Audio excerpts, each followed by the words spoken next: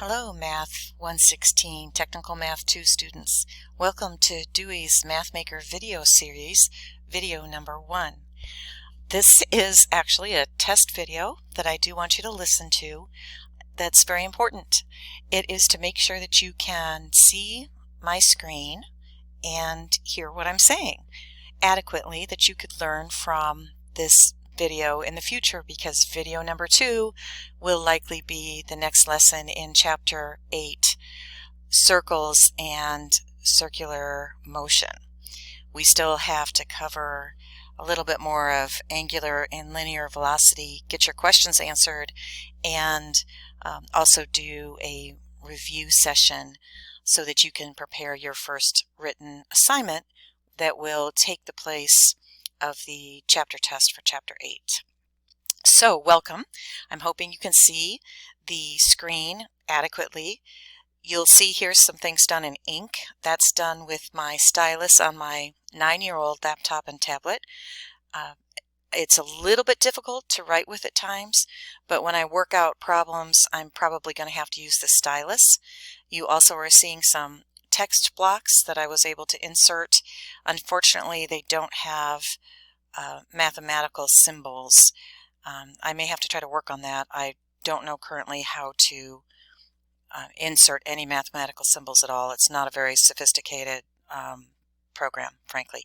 I'm using Screencast-O-Matic, which is a free screen video recorder. So here we go. I have a text typed on screen for you. Pardon my adjusting it, still getting used to all of this. This will also be contained in an email sent to you shortly. I have been asked by MATC administration to ask you questions 2 through 5. Question 1 is my own question, and I already asked it. Can you see and hear this video? Could you see and hear it adequately to learn from it in the future, because it probably will be our future. The good news is the Screencast-O-Matic free software is limited to 15-minute videos, so hopefully they won't be too painful. I'll try to be very concise and direct, but you will also be able to stop and listen to them again and so on. They'll be posted to Blackboard, and I'll have a course tab that will have all the videos located there and identified. So, second question, do you have access to electronic devices needed to participate in online activities? So that could include possibly your smartphone, a tablet, maybe an Apple tablet, or a Samsung tablet. I personally don't have experience with trying to navigate Blackboard on a tablet or on a phone, but I do know there is an app, a Blackboard app for phones, or a computer. My personal perspective is that the larger computer screen is really helpful to be able to see the work that I will be doing. Number 3, do you have access to reliable internet? If you can listen and watch this video without horrible interruptions and spooling, you probably are going to be good on that one. If you do not have reliable internet, what do you need to proceed with this course in order to be able to fully participate online? I'm not sure what MATC is going to be able to provide, but perhaps there is some possibility there.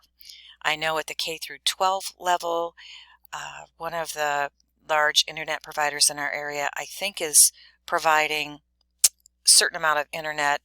I don't know what level of speed, at either reduced cost or free for K through 12 students. I don't know if we'd be able to negotiate something similar. Number 4, do you have any experience with taking online classes in the past? That could be an online class in high school, an online class perhaps for work, or at MATC or another institution. We're just trying to gauge your comfort level in navigating online classes.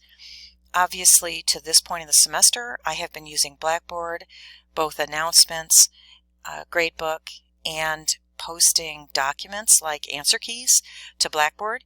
So if you haven't had any problem navigating that, I think you're in pretty good shape as long as you can watch these videos.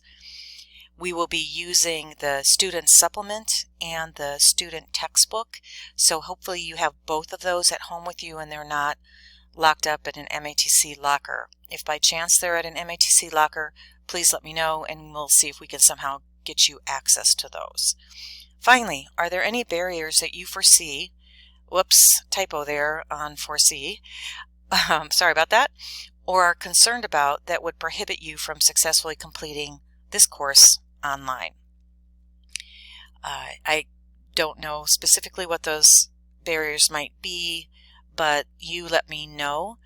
For example, if your work schedule has changed and you can't specifically attend an online discussion that was taking place real time, say from 6 o'clock to 7 o'clock on a Monday or Wednesday evening, please let me know.